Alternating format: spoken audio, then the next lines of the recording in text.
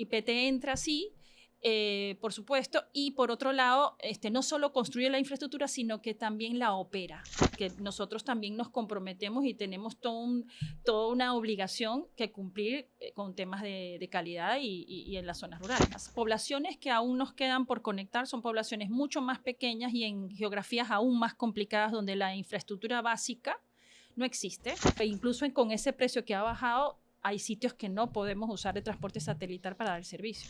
Hemos estado trabajando muy de la mano con el sector minero a través del área de sostenibilidad.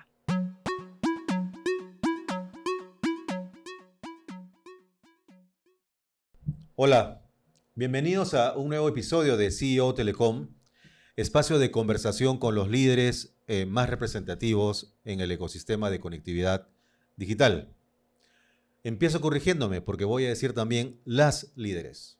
En un momento vamos a presentar a nuestra invitada y tengo mucha alegría de conversar con quien representa a una empresa abocada a un modelo de negocio, un modelo de servicio, nacido en el Perú para atender la gran necesidad que tenemos de años para resolver el acceso a la conectividad digital en el ámbito rural. El modelo, que tiene todo un marco normativo detrás y ya tiene empresas que de forma concreta aplican, se respaldan en este marco normativo para operar, vamos a conversar con un operador de infraestructura móvil rural, o IMR. La empresa es Internet para Todos, IPT, y tengo el gusto de saludar a Teresa Gómez, Gómez con S, que es gerente general de Internet para Todos. Bienvenido, Teresa. Muchísimas gracias, Carlos, por la invitación y por este espacio, ¿no? Una oportunidad para Internet para Todos. Gracias a ti. Bien, vamos por supuesto a comentar la mirada del mercado y naturalmente a presentar este modelo de negocio que es, como decía al inicio, de carácter de origen peruano. Pero antes vale la pena que nuestras audiencias puedan conocerte un poco más. Teresa, tú nos cuentas, eres ingeniera electrónica, por lo tanto estás muy vinculada al sector. Si nos cuentas sobre tu trayectoria antes de Internet para Todos, ¿cuál fue la ruta que tuviste? ¿Cómo llegas a la posición de liderazgo que hoy día ejerces? Bueno, mira, soy venezolana, ingeniero electrónico, muy bien lo has dicho, de la Universidad Simón Bolívar. Y inmediatamente que me gradué, entré en Telcel, que luego fue Telcel Belsao, y ya en el 2005 Telcel Belsao fue adquirida por Telefónica, y en esta empresa, en Telefónica Venezuela, estuve en total 23 años. Comencé ahí desde que prácticamente se tenían 2 años, 3 años ya desplegando la primera red móvil en el país, en Venezuela. Y comencé como ingeniero de tráfico, y a lo poco tiempo pasé a programar las centrales. De hecho, es una pasión la programación de las centrales telefónicas, las AMS. Sí. Por supuesto, muchas horas de trabajo nocturno, porque todos estos trabajos se hacían era en la noche para no afectar el servicio. Centrales que apenas las ponías también no sé, en poco tiempo también se saturaban, había que poner otras nuevas. Y ahí me acuerdo también de una programación súper importante que fue el prepago, que también fuimos uno de los países pioneros en colocar el prepago en el mundo móvil. Eso también lo programé yo, todavía me recuerdo. Qué interesante. Y ya de ahí asumí diferentes funciones y cargos en Telefónica Venezuela hasta que llegué a CTO.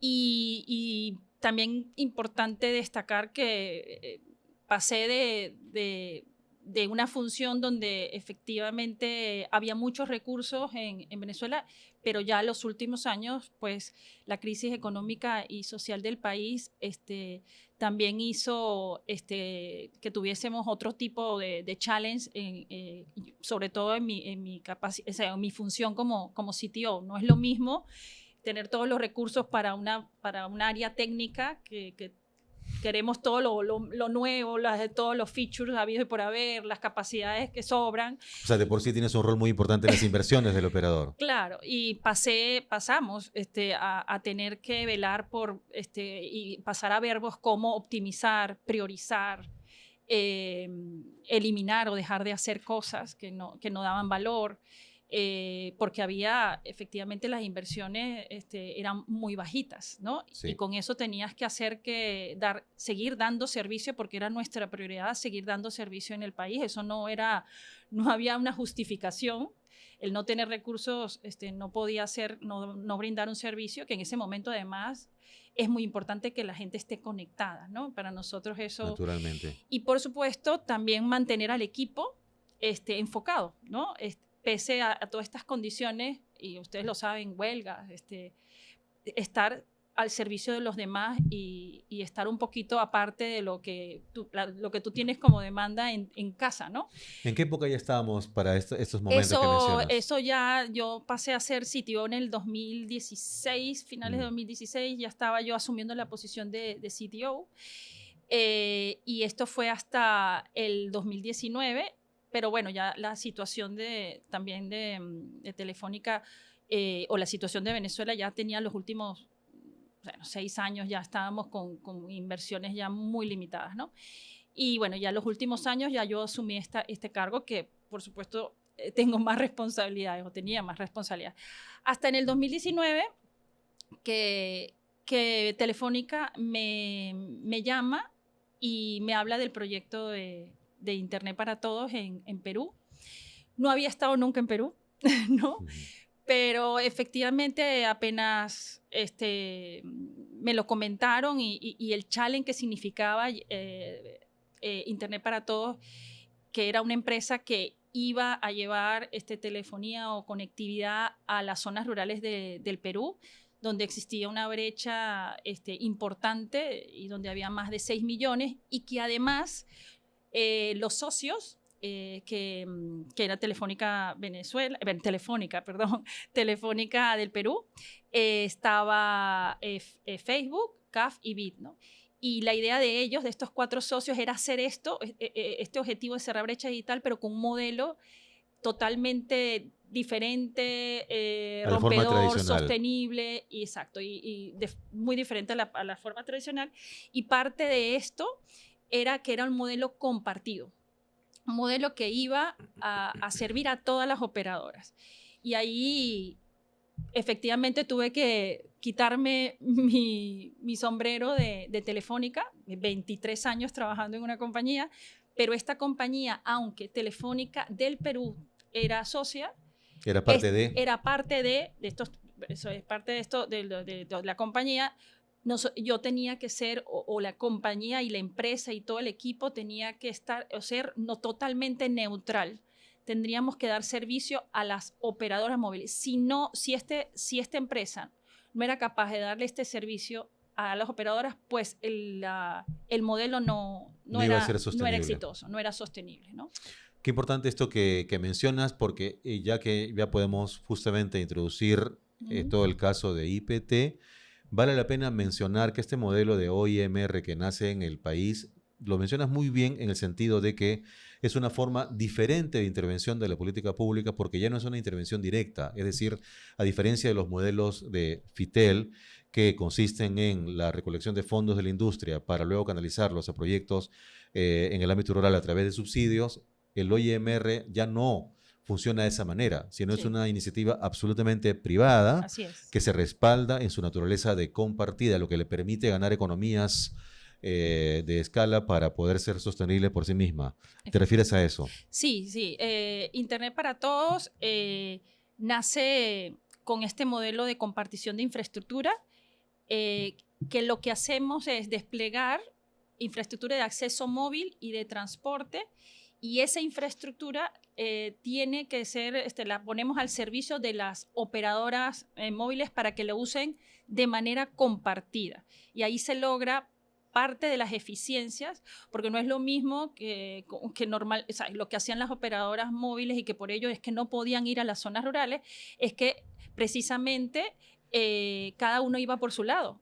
construyendo sus propias infraestructuras y eso no es sostenible cuando hablas de poblaciones muy pequeñitas, ¿no? Entonces, IPT entra así, por supuesto, y por otro lado, no solo construye la infraestructura, sino que también la opera, ¿okay? Que es importante. Y eso es lo que le ofrecemos a las operadoras móviles como OIMR, ¿no? Justamente para beneficio de nuestras audiencias, seguramente muchos estarán familiarizados con el concepto, pero si nos comentas, ya que hablamos de compartición de infraestructura, ¿cuál sería esa diferencia entre un OIMR y un proveedor de infraestructura pasiva, que habitualmente tiene unas torres y que facilita la locación para el alojamiento de estas estaciones base de forma compartida para los operadores? ¿Cómo podrías tú definir esa diferenciación?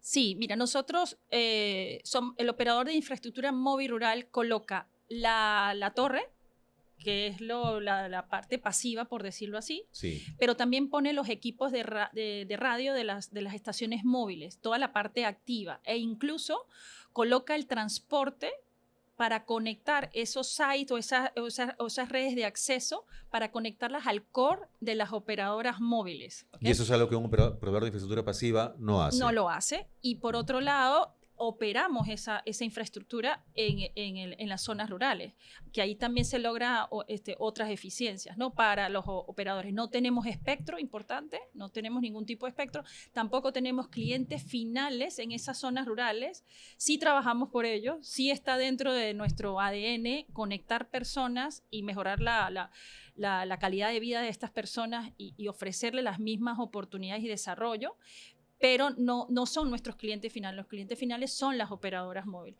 Y ahí es donde venía, y fue uno de los challenges, hacerles creer y entender y darles la confianza a estas operadoras que nosotros íbamos a hacer una extensión de ellos y que esa infraestructura, pese a que no fuera de ellos y ni la operaran, nosotros íbamos a brindar el mejor servicio para ellos.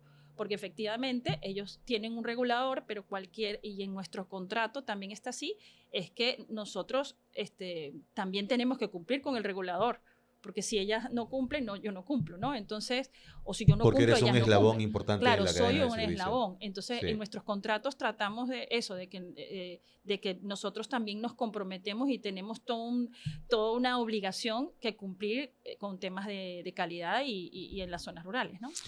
En varios momentos de lo que vamos conversando hasta ahora has mencionado el término desafíos. Y eso es perfectamente comprensible porque Perú es un país con una presencia rural muy importante a nivel demográfico, a nivel geográfico, a nivel social y más. En estos años que lleva la compañía, entiendo que fue la operación iniciada en el año 2019, si no recuerdo mal. Así fue. El año pasado cumplieron 5 años, ahora ya llevan 6. Justo, mayo. Cumplimos 6 años, estamos de aniversario. Ajá, felicitaciones.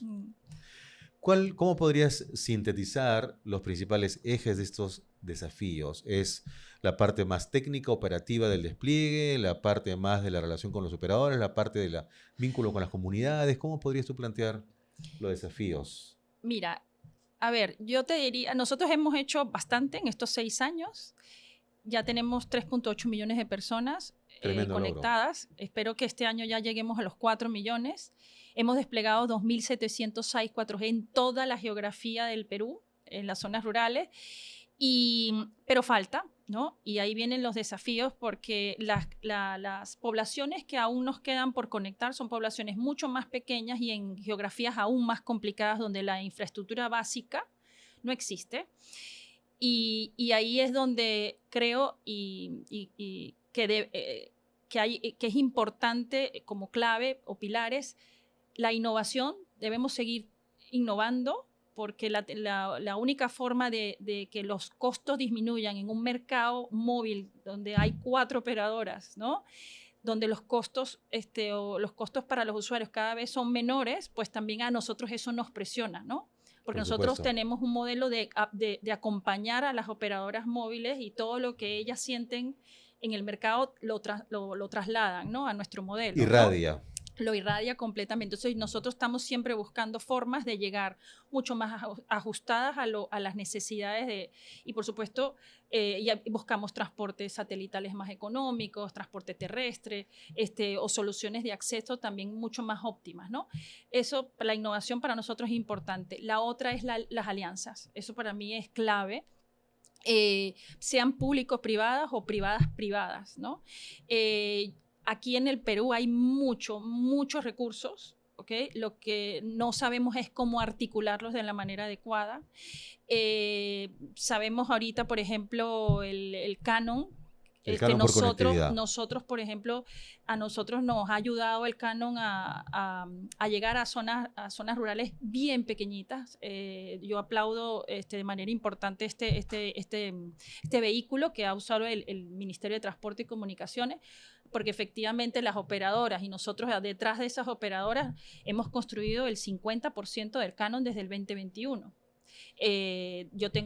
Ahorita estoy llegando ya a las 500 estaciones con Canon, ¿no? Que es un número importante, pero hay que seguir trabajando. Creemos que este modelo que tiene Canon, que es pionero, así como el OIMR es un modelo pionero en el Perú. Innovador. Innovador,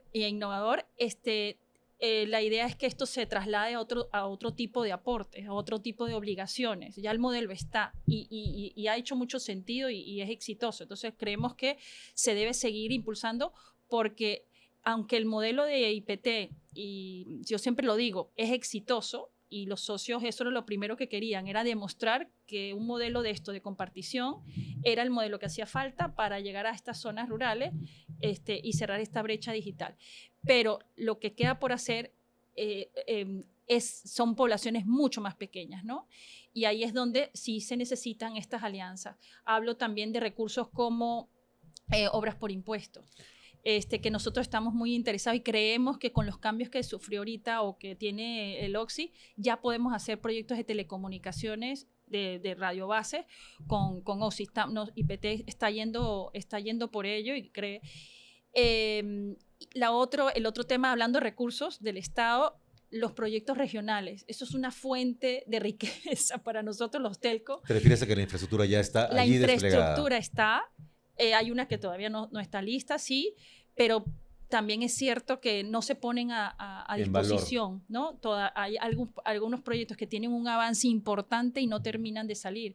Y efectivamente, IPT tiene hoy, de estas 2.700, tiene 25% de nuestros despliegues se han hecho utilizando esas redes regionales que ya fueron entregadas en su momento. El proveedor GILAD, nosotros tenemos con ellos una alianza para usar esas redes, pero hay otras más que están a punto de salir o ya están listas y no se terminan de poner a disponibilidad de los que nosotros necesitamos. ¿Por qué? Porque el transporte, y tú lo sabes, es una de las brechas que existe y puede ser que por no tener un transporte terrestre no llegues. ¿Por qué? Porque un transporte satelital, aunque efectivamente se están consiguiendo y ha bajado el precio, pero estamos hablando de un precio de los de órbita alta, y los de órbita baja ya tienen un precio, pero incluso con ese precio que ha bajado, hay sitios que no podemos usar el transporte satelital para dar el servicio, ¿no?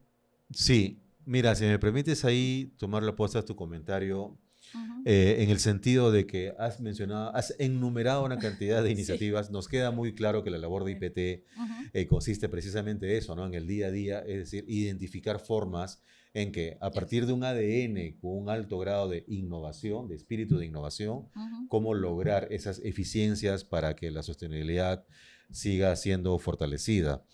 Mencionabas hace un momento lo del canon por conectividad, que empezó en 10%, luego subió a 20, 40 y ahora está en 60%. 60.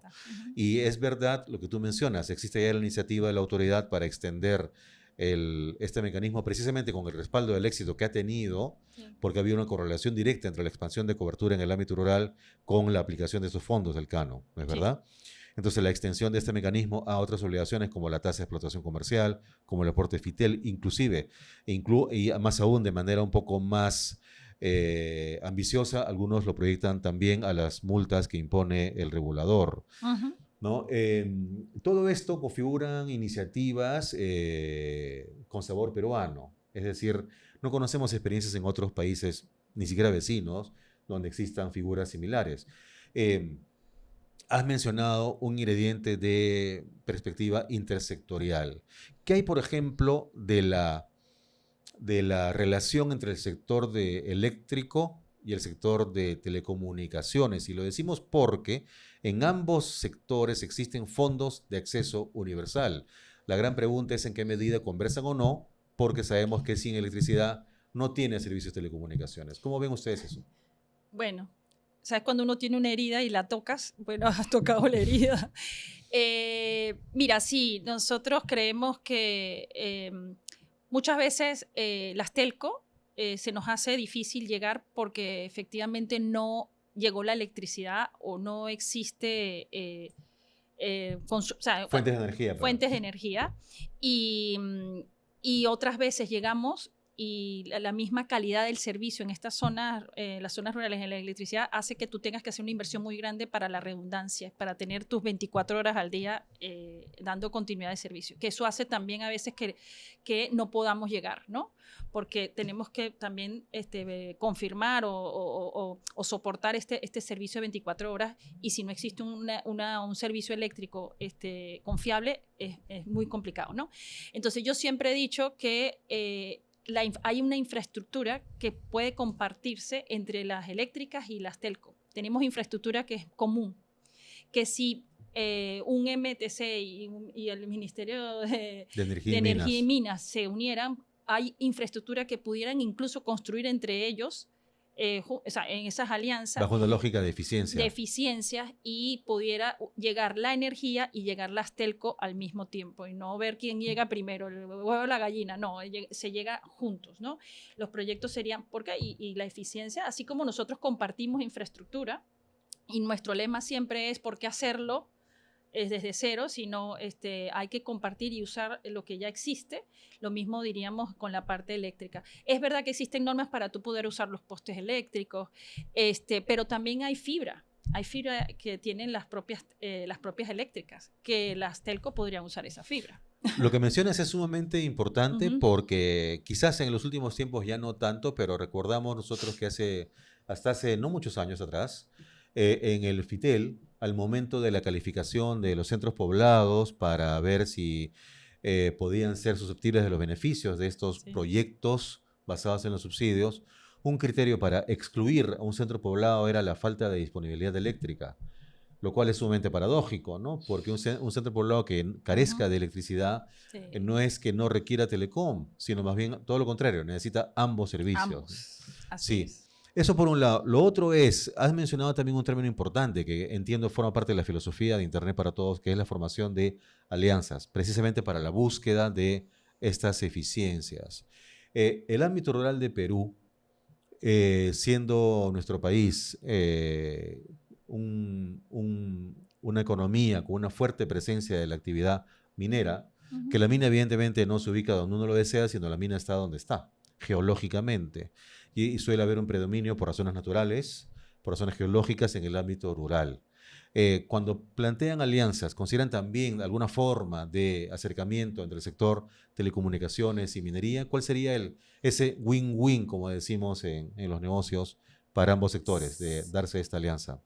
Mira, sí, IPT puede hablar de alianzas con las mineras y a través de estas alianzas también hemos llegado a los poblados de las zonas de trabajo de las minas y hemos ofrecido nuestro modelo, básicamente fue, oye, las minerías o la minera quería dar valor a las poblaciones, pero no tenía tiempo trabajando en temas de educación, en temas de salud, pero el tema de conectividad no encontraban porque, bueno, ellos tampoco no se pueden hacer cargo de esa infraestructura, ¿no?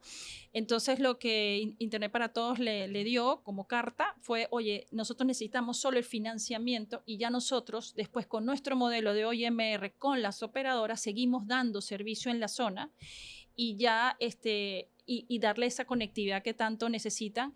Entonces, hemos estado trabajando muy de la mano con el sector minero a través del área de sostenibilidad. Mm. ¿Ok? Y eso es lo que hemos conseguido. Y bueno, tenemos ejemplos de Anglo American, importante en Moquegua, ya hicimos un proyecto y lo entregamos. Es con Celepsa ahorita también, esa que no es una minera, pero, y eso nos está ayudando muchísimo. Por eso hablaba de la público-privada y de la privada-privada, porque Claro, existe muchas ganas, ¿no? También de dar valor, sobre todo las minas, de dar valor a su a las zonas de entorno, a las influencia. zonas de influencia. Y esto es parte de una licencia social que además puede generar valor y hacer que si ellas salen, exista ya una capacitación y un medio alterno de que ellos puedan seguir su desarrollo social y económico, ¿no? En la zona. Y que además, si vemos con una perspectiva digital un poco más holística, que no se agote en la conectividad, precisamente permite que una serie de servicios de orden social en las Sí, zonas de influencia del sector minero puedan tener un impacto sumamente positivo. sí. Estoy hablando de educación, por ejemplo, Sí, salud. sí, Por sí. ahí va la... Sí, porque sabemos que después que llega la conectividad, pues también la telemedicina, todo el tema de educación digital, o sea, eso viene de la mano, ¿no? Y por eso es importante también, y nosotros estamos buscando capitalizar toda esa conectividad. Es importante que vayamos de la mano también con otros aliados. También tenemos aliados que lo que ponen sobre la conectividad estos valores, ¿no? Sobre plataformas de educación, plataformas de salud, pero normalmente ya las minas lo tienen y bueno, la conectividad ya nosotros llegamos, pero también ya llegamos a otros sitios donde nosotros ofrecemos estas plataformas, ¿no? De otros aliados. Sí, has mencionado ahora por impuestos. En algún Sí. momento nosotros hemos revisado algunas cifras y si bien es cierto, nosotros en DN Consultores estamos enfocados en telecomunicaciones y no nos sentimos suficientemente familiarizados con el mecanismo de ahorros por impuestos, pero si alguna cifra hemos podido revisar, hemos encontrado que existe una disponibilidad de recursos por aproximadamente 40.000 o un poco más de 43.000, si no recuerdo mal, Ujú. millones de soles. Si tomamos en cuenta que en la estructura económica del país, telecomunicaciones tiene un peso aproximado de un 3%, estamos hablando de más de 1.000 millones, 1.200, 1.300, 1.400 millones, que podría ser la participación alícuota del sector bajo el marco de este mecanismo. Más aún cuando, hasta donde tenemos entendido también, su aplicación ha sido extendida ya no solamente para obras, sino para servicios. Ujú. ¿Esa es la forma en que ustedes plantean la oportunidad que está al frente? Sí, en obras por impuesto está esta oportunidad porque han adicionado la parte de operación y mantenimiento. eh, y por supuesto, en toda obra o sea, en un proyecto de telecomunicaciones, no solo puedes hacer como tal la infraestructura, pues la tienes que operar y tienes que mantenerla. Entonces, ya cuando se agregan esos dos conceptos, efectivamente cualquier proyecto de Puede telecomunicaciones encajar. puede encajar. Y nosotros lo vemos como un recurso que ya estamos valorando, ya nos hemos acercado a varias municipalidades que lo quieren hacer, y nosotros lo puedes hacer como financista o como ejecutor. ¿Okay? Nosotros queremos dar el primer paso de hacerlo como financista, pero luego mostrar a otras empresas que tienen mayor impuestos, ¿no? Que hagan proyectos mucho más grandes donde nosotros pasemos a ser ejecutores, ¿no? Pero ahí hay una oportunidad muy importante, ¿no? Dadas las especificidades que tiene este mecanismo, Sí. lo que también hemos podido conocer es que, como una recomendación, es que existe una suerte de guía metodológica para aplicar OXI a Telecom. Es decir, tenemos algunas particularidades en el sector. Algo así sientes que podría ayudar, digamos, si se le diera un marco, ya no normativo, pero sí operativo, de cómo aplicar OXI al sector telecom para impulsar precisamente estas iniciativas. Sí, es muy importante que se pronuncie el Ministerio de Transporte y Comunicaciones. Siempre es bueno que el porque el Ministerio de Transporte y Comunicaciones tiene un modelo muy parecido a través del canon, ¿no? Donde las operadoras, en vez de pagar al Estado, lo convierten en obligaciones de hacer, ¿no?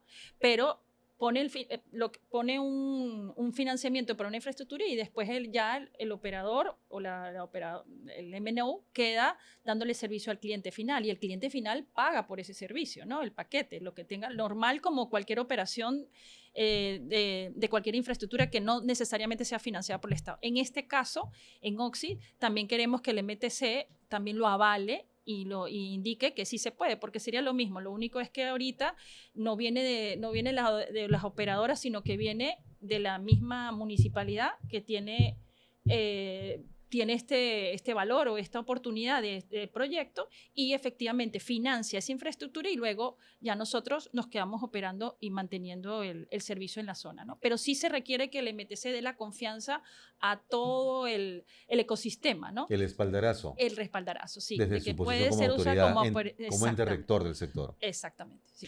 Sí, mira, que es interesante que a lo largo de esta conversación, Teresa, hemos mencionado una serie de posibilidades, oportunidades, y es curioso que varias de ellas no corresponden o no se restringen al sector. Por ejemplo, hemos hablado del sector minero, hemos hablado del sector eléctrico, ¿no? E incluso llegan a casos como Oxy, que es un tema que claramente escapa del sector de las telecomunicaciones. Y siendo todas ellas además de sabor peruano, porque la verdad es que de lo que hemos podido revisar en otros mercados de telecomunicaciones, no hemos encontrado planteamientos similares. En ese sentido, ¿qué sientes que falta para pasar de estos planteamientos que a nivel conceptual suenan bien, que pareciera que tienen un potencial de eficacia bastante Mira, claro, pero ¿qué sientes que falta? Yo creo que estabilidad política, los cambios no ayudan, porque cuando ya las personas están convencidas, tienen un plan, los cambios no permiten esa continuidad que necesita el sector. Otro tema yo creo que es trabajar de manera articulada, pero confiando que las personas que se están sentando a la mesa, pues están poniéndolo, o sea, lo que se dice es porque es por el bien del país, ¿no? Olvidar los intereses propios, creo muchas veces que se ponen o nos ponemos, yo no me voy a excluir, ¿no? Pero los intereses propios no se logran las cosas. Cada quien tiene que entender, oye, estamos trabajando por esta población, por las poblaciones rurales y el tiempo apremia, ¿no?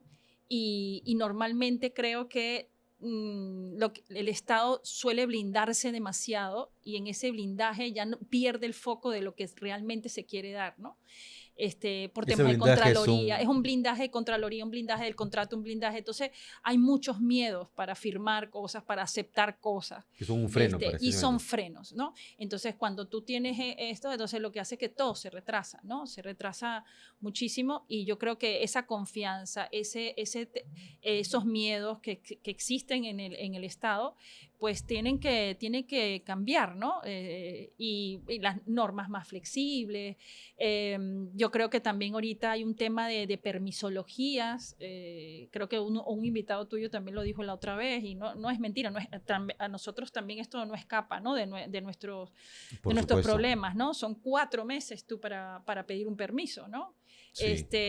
Y eso hace que el tiempo se te va, ¿no? Se te van los tiempos. Cada día cuenta. Y todo cuenta. Pero sí se necesita ese trabajo y una cabeza de ver, porque como tú lo dijiste hace rato, nosotros podemos usar el canon eléctrico para conectividad o conectividad y la parte eléctrica, ¿no? Es decir, hay recursos. O el canon minero. O el canon minero. O sea, hay recursos en el país. Lo único es que hay que trabajar en equipo. Y yo creo que con eso sería una diferencia y la estabilidad política, por supuesto. Claro que sí. Se nos va agotando el tiempo, pero no quisiera cerrar la conversación sin tocar un punto que está en la agenda del sector para este año y quisiera en realidad corregirme, no es del sector únicamente, sino del país, que es 5G. Ya el terreno está firmado, toda la normativa está planteada, incluso la regla de juego para la próxima asignación de la banda 3.1 GHz ya ha sido también definida por el MTC. ¿Cuál es la mirada que tienen ustedes? Están siendo un actor que está enfocado en el ámbito rural. ¿Cuál es la mirada que tienen sobre estas oportunidades, desafíos, el escenario 5G? Bueno, que ya el 5G se base en que la asignación va a ser cubrir centros poblados, ya para nosotros es un win-win, ¿no? ¿Te refieres a los compromisos obligatorios de inversión? Los compromisos de obligación van por cubrir unos poblados que, por supuesto, nosotros todavía no hemos llegado a esos poblados. También hay la valorización de poder usar infraestructura que ya se tiene, pero que no se tiene el servicio 4G, sino que está en 2G. Se permite, dentro de las definiciones, hacer nueva infraestructura, pero también usar infraestructura como palanca para dar el servicio 4G.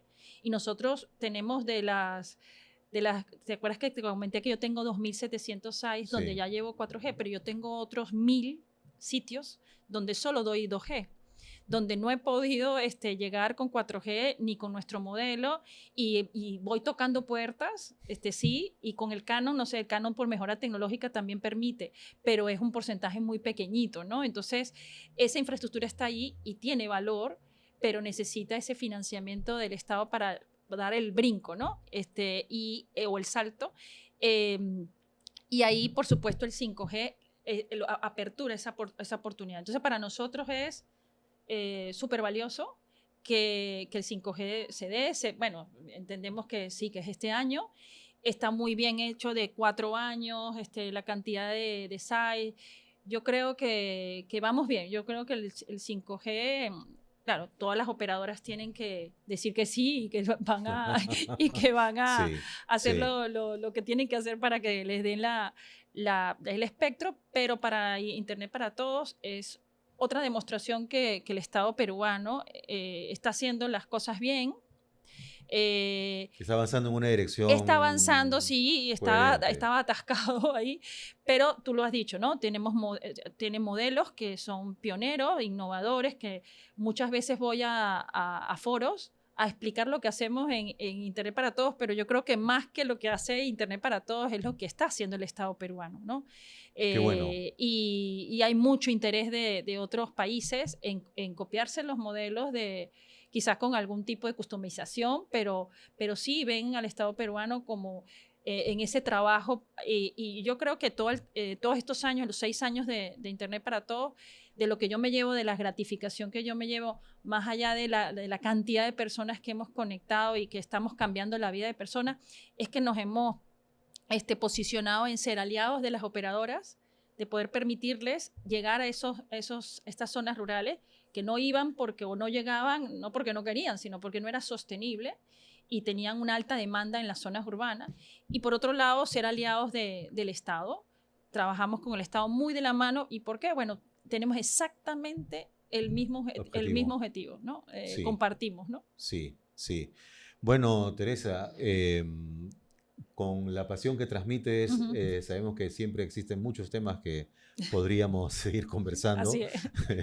Pero debemos lograr también el objetivo de que el podcast pueda cumplir también con sus características. Se nos ha agotado el tiempo, te agradezco muchísimo. A ti. Y reitero que la pasión que transmites es muy inspiradora, proveniendo en particular de un operador comprometido con un ámbito del país que requiere precisamente de mucho compromiso, de mucha decisión y acción para que las brechas que aún subsisten, hemos reducido en los últimos tiempos, sí, pero eso demuestra que dando los pasos correctos, esa brecha puede seguirse reduciendo. Así de es. manera que muchas gracias por eso. No, muchas gracias por la invitación y a la orden. A ti gracias por venir. Muy bien, a quienes nos han acompañado, un agradecimiento por estar con nosotros y como siempre los invitamos a retornar al podcast la semana próxima, que nos encontramos el siguiente lunes con un nuevo episodio. Muchas gracias.